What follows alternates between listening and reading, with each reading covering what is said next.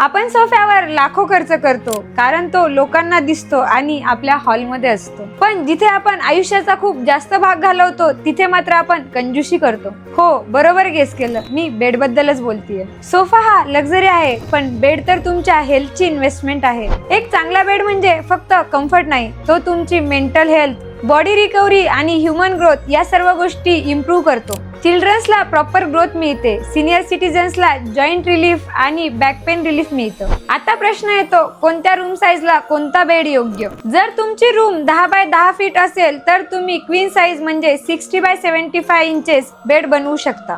जर room size 10 bye 12 feet असेल तर तिथे तुम्ही स्मॉल किंग 66 इंटू 75 इंचेसचा बेड आरामात बसवू शकता. आणि रूम जर 10 बाय 14 फीट असेल तर कम्फर्टेबल किंग साईज बेड म्हणजेच 72 बाय 78 बेड बनवू शकता. रूमची साईज नीट पाहून जर बेड निवडला तर रूम स्पेसियस आणि आरामदायकही वाटते.